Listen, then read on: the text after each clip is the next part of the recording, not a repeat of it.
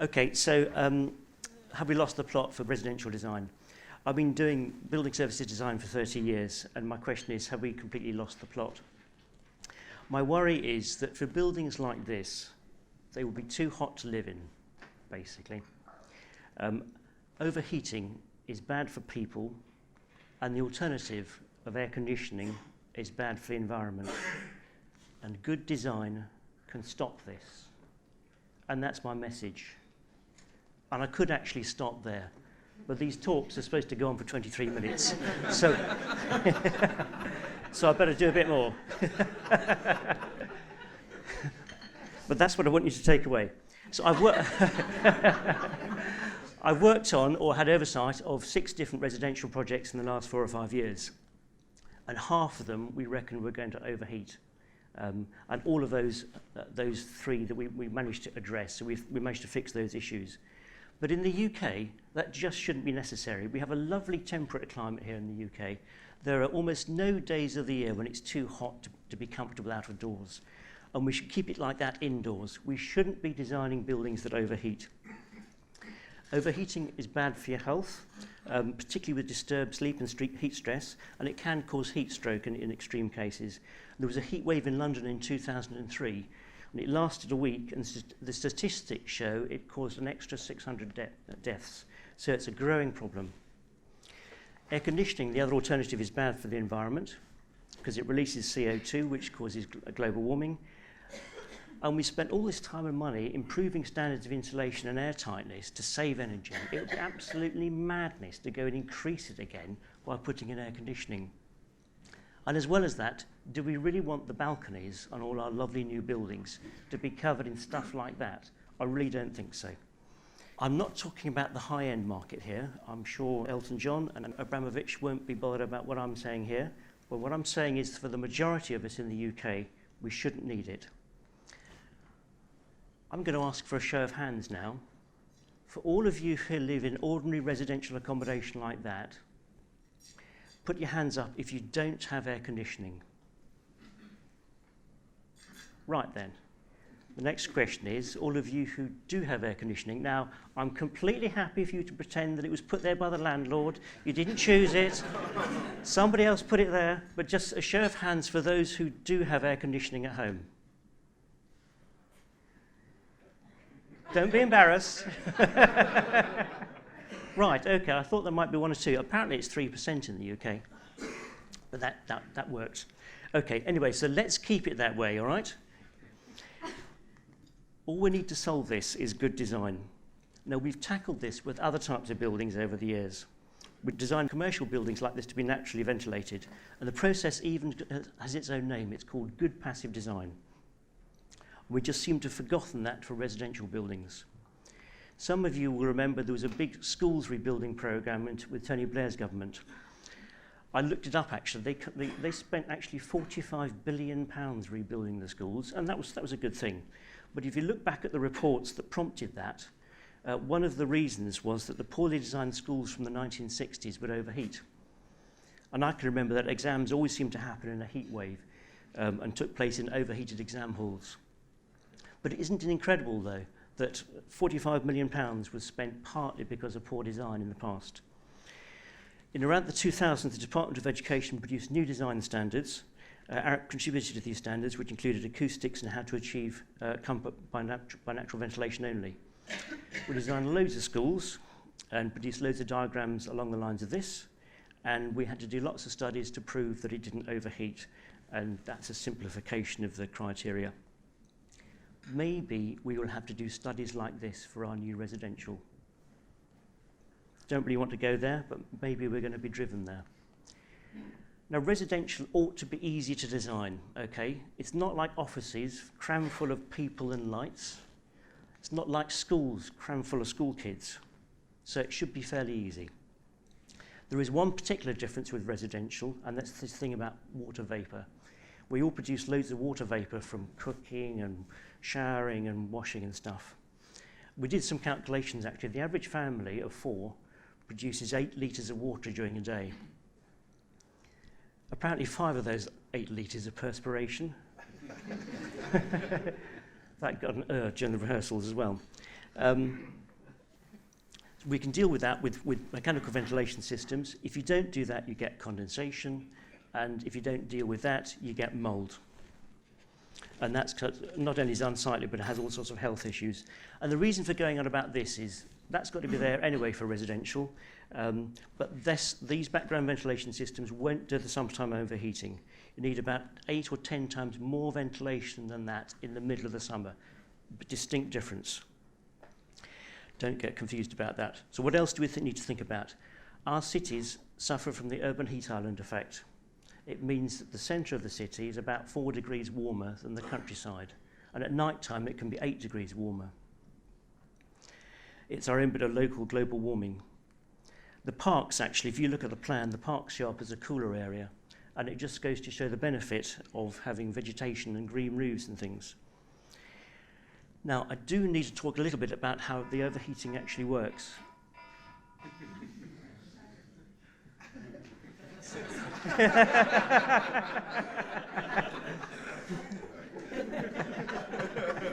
My phone switched off. Okay, in shampoo commercials, they get to something they call the science bit. So here's the science bit, all right? I'll go through it quickly. I was going to have a thermometer, but Farah discourages having too many numbers in this, so we have a clothesometer. So that shows roughly the temperatures you have at different times of year.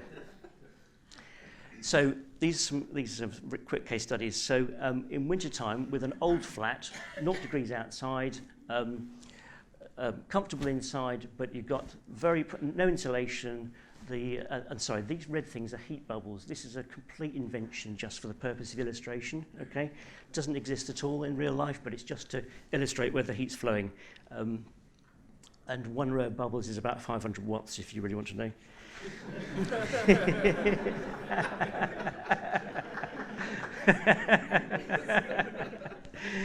So, this is an old flat. You're having to chuck loads of heat into it. It's leaking like a sieve. Yes, and you can see the heat bubbles rushing out. This is a new flat. We've designed it with lots of insulation, lots of air tightness. Heat flow into it has dropped to a fraction. The heat flow out of it's dropped to a fraction. We've also added a special system in there to take away the steam from the cooking there. And so that deals with all your water vapour that comes in. Next case is spring, so about 10 degrees outside. That's a thick jumper there. A bit of solar gain. Actually, the sun hasn't come out at all, actually, unfortunately. But there's some sun coming through, a bit of heat coming into the space, a bit of heat going out through the walls, nicely in balance, and actually the sun's working well for you. And that cooking's still going on there, isn't it? In the summer, it gets a bit warmer still, so about 20 degrees outside, much more sunlight coming through. You have to open the windows here to be comfortable, so the windows have to be open wide, okay? And then the heat coming in from the sun is balanced by the heat being removed by the ventilation system. That's actually a key to this whole process. The heat coming in gets removed by a heat removal process, whatever that is. Next thing is we have a heat wave. Now, this is a problem because the temperature outside is the same as the temperature inside. So there's not much temperature difference. It can carry on getting hotter and hotter inside. And that's what happens. Despite having the windows wide open, not much ventilation is going on. Fortunately, we have a secret weapon. At night time, the temperatures drop to about 10 or 12 degrees below. So we can ventilate the building at night. If we add in some thermal mass, we can use that to cool down the building at night. And that makes conditions much better during the day. You can see from the heat bubbles. Still quite hot. With modern design, another issue with modern design is that we're removing heavyweight materials from buildings to save the weight, not surprisingly. So we have another trick. This is the last one we have in our armoury. The last line of defence is to use phase change materials. They do the same job as your freezer blocks and your freezer bag. So you can get plasterboard which has these hydrocarbon beads in them, and they change from liquid to solid during the day and back again at night, and they do the same job as the thermal mass. And we had this on our Edinburgh office, and it works extremely effectively. I think we'll be seeing a lot more of this product actually in the future. So what are the warning signs to look for in a project that might go wrong? City centre location, as it's much hotter than the countryside. A new build with the latest standards from Part L. Now that doesn't mean to say those standards are wrong. That's doing all the right things, but what it means is we've got to get the summer design correct as well as the winter design. Lightweight walls rather than heavyweight, lots of glazing. That's the things to watch out for. So what can we do about it? We've got to make sure we don't have unwanted heat gains from the MEP services inside. This is just a bit nerdy stuff, I'm afraid, but you've just got to make sure it's all insulated. So all the stuff in the flat doesn't cause a heat gain. Internal corridors, you've got to watch out for those as well. We've got to get the glazing design right. So we've got to get the correct orientation, area, shading, G value, U value, all of those things. It's all got to be heading in the right direction. Talking to my colleagues, our rule of thumb for the area of glazing is it should be not more than about 40% of the wall area, which is not necessarily what we've been doing up to now. That's what we've got on this building here. Maybe we need a more Mediterranean style of architecture, you know, small, maybe not quite as small as that. But thick heavyweight walls, recessed windows. But you can see why they've done that. And verandas are another method of indigenous architecture which shades the walls and the glazing from the sun. We can also use high performance glass. Another very simple thing is to make sure the window's open enough. Sounds very easy, but sadly it doesn't get done. So typically the window opening needs to be 5% of the floor area. We've got to obey the 100mm rule so the people don't fall out. 100mm is about the maximum opening you can have without hazard for anything larger than that, and children squeeze through. So what's gone wrong? Unfortunately, I've seen a number of designs which are something like this. The argument is the window's open 100mm, that's it, job done. But if you look at that, you can see that you've got much less than a 100mm opening. I've seen a number of projects where that is the ventilation for the summer, and that just won't work. This is another building where we are absolutely confident that the tiny amount of opening glass just won't be sufficient in the summer. So we've got to address the issues. One's a question of timing, actually. This is a national project timeline, and these stripes are summers and winters. So typically the planning might go on for a year and a bit, design and tender for a couple of years, then construction for 3 years, and then occupation.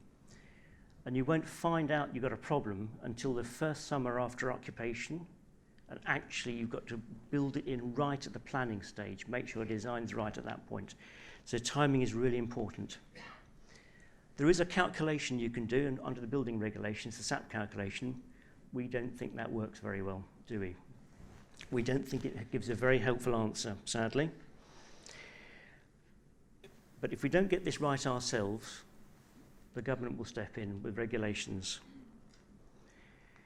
We already know that when a planning submission is made, there's a whole raft of different documents that have to get submitted, and I'm not really trying to propose that any more get added to that. But the London plan in 2015, which just came out last month, specifically mentions that major developments should demonstrate how they avoid overheating and minimise cooling. And this is a quote from one of our planners. We probably are going to have to submit overheating reports as part of our planning process. So unfortunately, we're going to be seeing more things like this unless we get it right ourselves. So this is very simple, really. Overheating is bad for people, air conditioning is bad for the environment. We need to remember the simple laws of physics. Just good design will tick the box, or we need to remember what Sir Ove talked about, total architecture, a complete design, we'll get the design right. Thank you.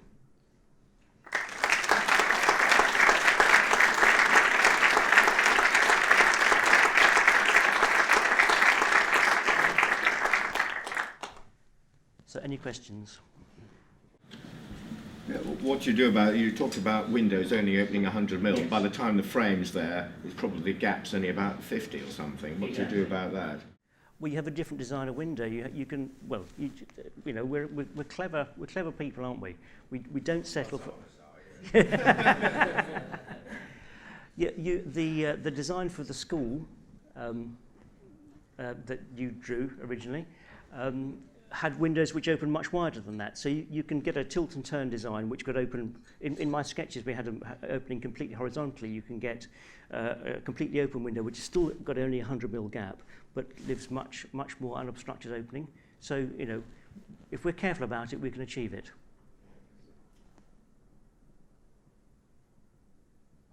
What's your views on the passive house standard? Taking comparison with building regs? Passive house, it goes further than building regulations. It would be even fewer of those heat bubbles, and it probably would be treble glazing. So, I mean, personally, I'm a fan of passive house.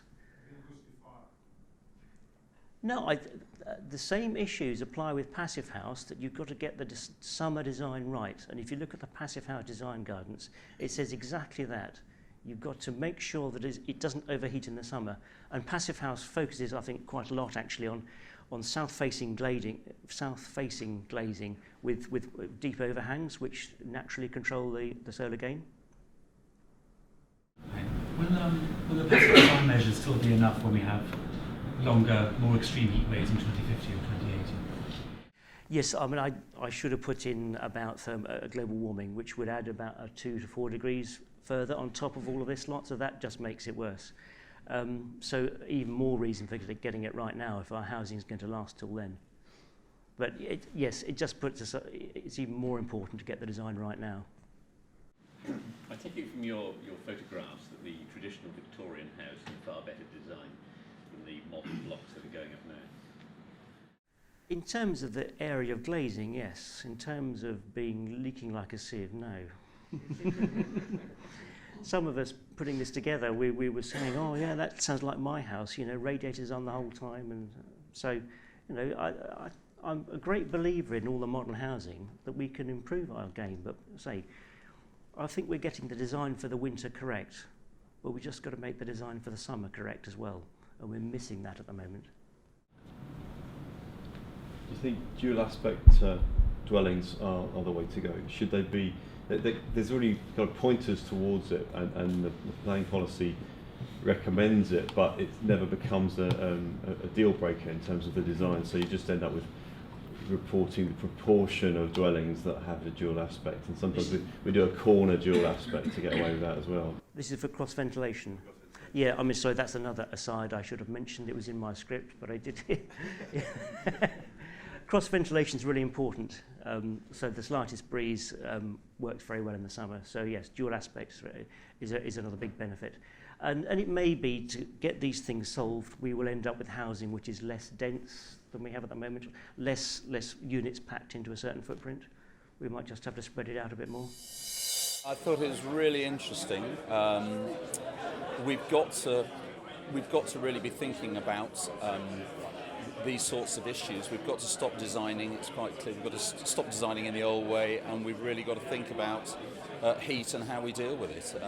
So very inspiring. The solutions are many and varied that we've got to consider. But obviously the message is to think about those things early, so we include those in our planning consents and ensure that they make it all the way through to the desired objectives. So fascinating. I think that the sort of things we talk about, you should be able to communicate to people in very, very simple language and with very simple diagrams, and he did both of those. And I think he's on a mission to stop hot buildings being built. I think he's got a chance of success because he put it very, very clearly, extremely clearly, simple principles, illustrated very well. So, well done, Roger. Well done, Arup. I mean, it's very interesting. It's kind of an obvious subject, I think. I think what he's saying with 40% glazing being optimum for to deal with these kind of conditions, the overheating conditions, is to work on a housing scale, in which London's lacking massive. We all know about the housing stock shortages. When we're talking about what London needs, which is 8 to 11 stories of housing, 40% is more than adequate. No, it was a good talk. It was interesting, and it's something that we need to you know, it needs to be addressed because air conditioning can't be the norm.